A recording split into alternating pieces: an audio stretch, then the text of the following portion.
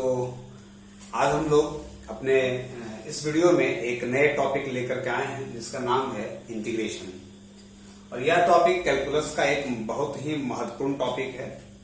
और इस इंटीग्रेशन में जो पहले हमारे सीबीएसई में 100 मार्क्स का होता था, उसमें पूरे के पूरे कैलकुलस 44 मार्क्स को करता था, कवर, जिसमें एक पार्ट डेरिवेटिव्स का होता था, दूसरा पार्ट इंटीग्रेशन का होता है। मौजूदा हालात में 80 नंबर का जब हमारा मैथमेटिक्स है, वैसे केसेस में 36 नंबर हमारे पास, उसकी 44% आती है लगभग। उसमें से इंटीग्रेशन और डिफरेंशिएशन ये दोनों पार्ट को कवर करता है। यहां पर जो हम लोग इंटीग्रेशन देख रहे हैं या करेंगे, उसके दो पार्ट होते हैं इस इंटीग्रेशन के। पहला पार्ट का नाम है इंडेफिनिट और दूसरे का नाम है डिफिनिट। इस इंडेफिनिट और डिफिनिट नाम में यह आपको बहुत अच्छे से क्लियर हो जाएगा कि डिफिनिट और इंडेफिनिट इनको क्यों कहा जा रहा है। इंडेफिनिट का मतलब हुआ कि जिसके रिजल्ट में डिफिनिट ना हो, मतलब रिजल्ट तो आए 100% ना के करीब। मीन्स अगर हम कैलकुलेट करें तो 99.9% वो सही हो, 1% की एरर की संभावनाएं बन जाती है। ऐसे को हम लोग इंडेफिनिट इंटीग्रेशन कहते हैं।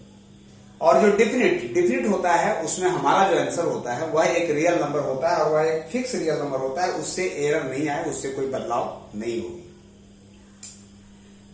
इस इंडेफिनिट इंटीग्रेशन और डिफिनिट इंटीग्रेशन को जानने के पहले हमें इस बात को जानना है कि वस्तुतः ये इंटीग्रेशन होता क्या है। इंटीग्रेशन का दूसरा नाम है एंटी डेरिवेटिव्स। एंटी डेरिवेटिव्स का मतलब यह हुआ कि जो आप डिफरेंशिएशन करते हैं उसका एंटी हो। उसका एंटी हो मीन्स विरोधी हो, विरोधी का मीन्स विपरीत हो।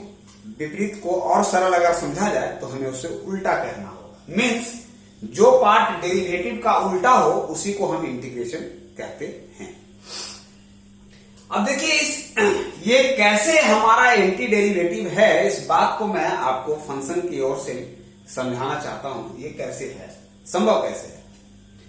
अब जरा देखिए, इसमें y = fx कोई फंक्शन है। यह फंक्शन आपके पास एल्जेब्रिक हो, ट्रिग्नोमेट्रिक हो, लॉगरिथमिक हो या एक्सपोनेंशियल हो। जैसा कि हमने पहले भी कहा है आपको कि कैलकुलस की जो भी हमारी चर्चाएं हैं या कैलकुलस के विषय में जो भी हम डिफाइन करते हैं, वो सारे के सारे रियल नंबर पे डिफाइन करता है। तो यह फंक्शन किसी भी रियल वैल्यूड फंक्शन होना चाहिए। यह फंक्शन आज जो एल्जेब्रिक हो, ट्रिग्नोमेट्रिक हो, लॉगरिथमिक हो या एक्सपोनेंशियल फंक्शन हो, कोई भी फंक्शन है, तो अगर हम उसको डिफरेंशिएट करते हैं x के रेस्पेक्ट में, तो वह फंक्शन f' होता है। इसको हम लोग कहते हैं इंटीग्रेशन का साइन, जिसको हमने राउंड घेरे में दिखाया है। अब हम f' को dx के साथ अगर इंटीग्रेट करते हैं, यह जो वैल्यू होता है वो fx + c आता है। मीन्स जो फंक्शन है वही फंक्शन आएगा और उसके साथ एक कांस्टेंट ऐड होता है। अब आपके मन में एक प्रश्न आना चाहिए कि ये dx को आपने क्या माना। तो dx क्या है? यह एक इंटीग्रेटिंग फैक्टर की तरह काम करता है जो इस फंक्शन के लिए इंटीग्रेट कर रहा है। dx ही क्यों हुआ? क्योंकि फंक्शन x में था। क्या यह dx से ही इंटीग्रेट किया जा सकता है? दुनिया के सारे फंक्शन को क्या dx से ही इंटीग्रेट करेंगे? नहीं, ये डिपेंड करता है फंक्शन कैसा है। और आफ्टर दिस ये डेरिवेटिव को अगर हम इंटीग्रेशन देते हैं तो हमारा वही फंक्शन आ जाता है और आता है कांस्टेंट c। अब आप पूछेंगे कि ये कांस्टेंट c क्या है? ये समझने की बात है। इसमें एक कैलकुलेटिंग एरर आता है जिसको हम लोग इस c के रेस्पेक्ट में दिखाते हैं, लेकिन यह काम सिर्फ और सिर्फ इंडेफिनिट में हम लोग करते हैं, डिफिनिट में नहीं करते हैं। क्योंकि इस डिफिनिट में जो इंटीग्रेशन देंगे ये हमारा एक लिमिट की ओर जाएगा, कहां से कहां तक। इसमें एक बात मैं आपको और बता देना चाहता हूं, क्योंकि ये हमारा introductive part of the integration video है, जिसमें आपको ये समझना है इंटीग्रेशन के तहत कि यह जो इंटीग्रेशन है, इसमें हमने जो फैक्टर c निकाला है या कांस्टेंट c जो दे रहे हैं, उसको हम कैसे समझेंगे। तो आप जरा देखिए, एक एग्जांपल से इस बात को बहुत अच्छे तरीका से समझ सकते हैं कि मान लें कि कोई फंक्शन आपका x² + 2x + 3 है। तो अगर आप इसका डिफरेंशिएशन अगर करते हो तो ये मिलेगा 2x + 2। और फिजिक्स में ये मैं भली भांति जानता हूं कि आप फिजिक्स में क्लास 11th में ही डिफरेंशिएशन और इंटीग्रेशन के मौलिक फॉर्मूला को आपने सीखा है, जिससे आप ये जानते हैं कि अगर हम integration of x to the power n dx करते हैं कि x to the power n plus 1 divided by n plus 1 plus constant c होता है। तो क्या इसके हर एक इंटीग्रेशन के पहलू पर कॉन्स्टेंट जोड़ेंगे?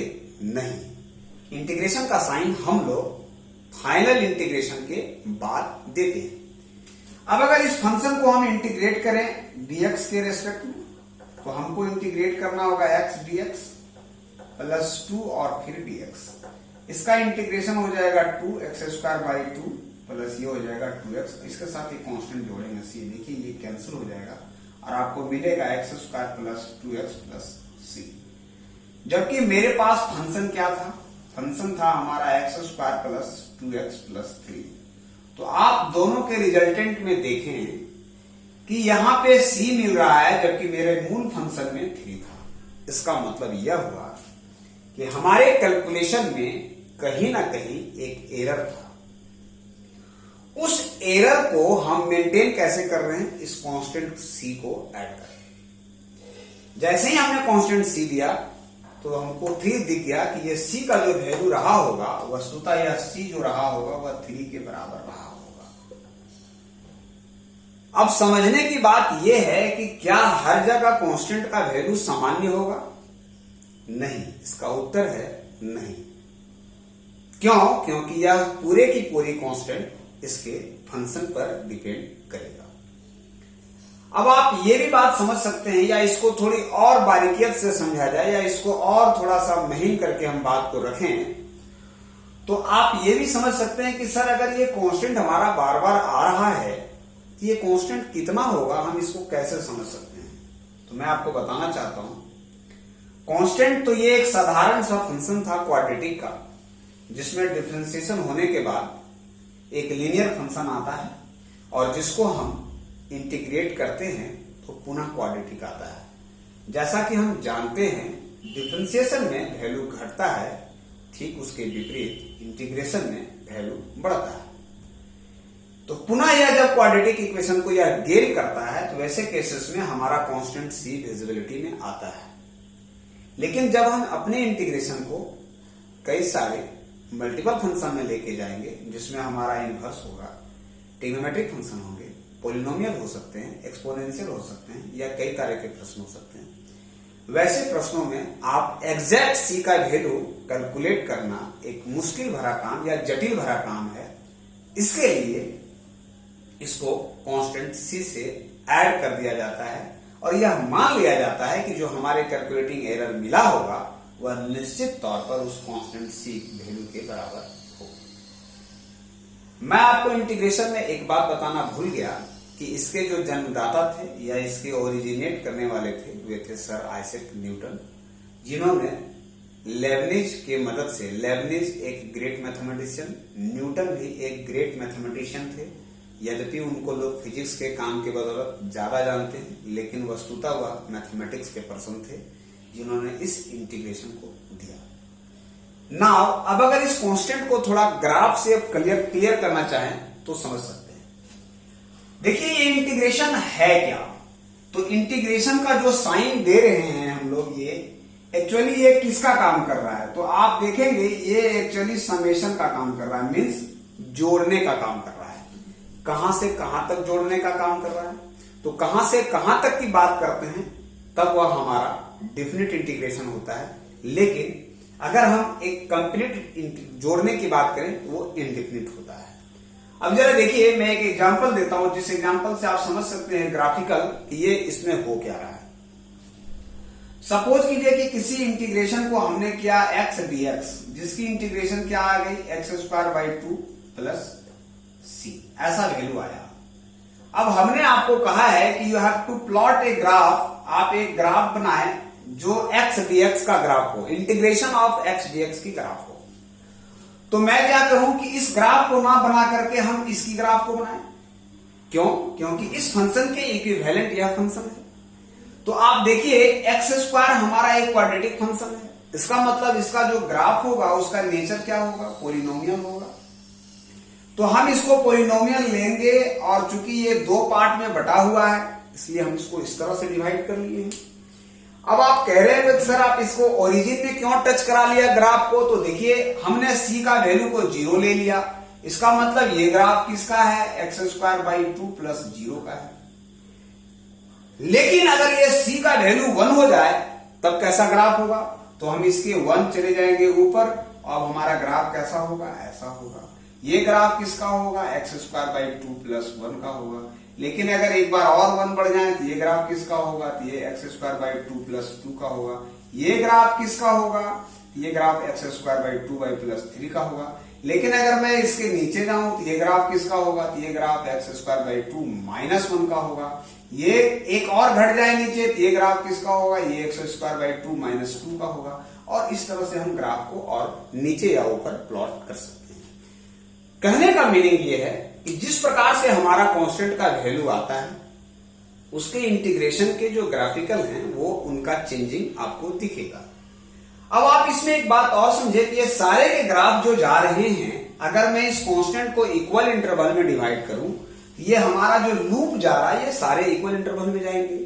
अब आप देखो अगर ओरिजिन से किसी खास डिस्टेंस पे जाकर के आप एक लाइन लेते हो जो y एक्सिस के अगर पैरेलल है तो आप देखें कि इनका जो गैप है वो इक्वल गैप में डिवाइड करेगा, मतलब इसके जो इक्वेशन जा रहे हैं वो इक्वली जा रहे हैं।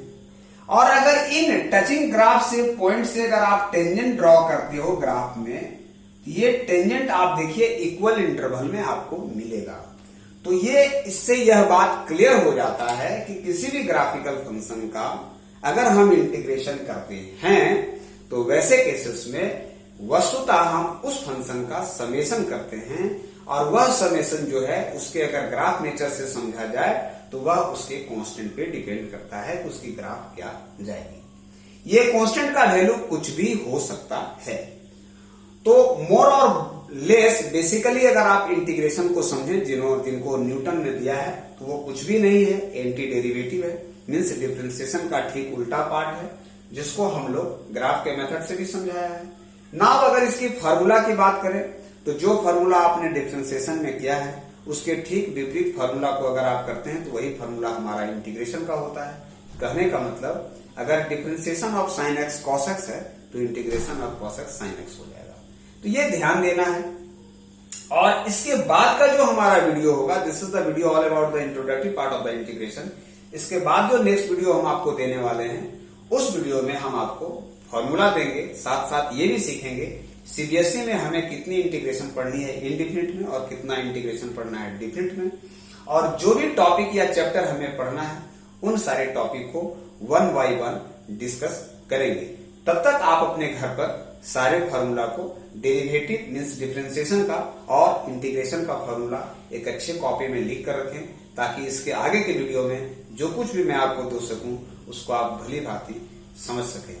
तब तक इस विपरीत परिस्थिति में अपने घर पे रहें, सुरक्षित रहें। धन्यवाद।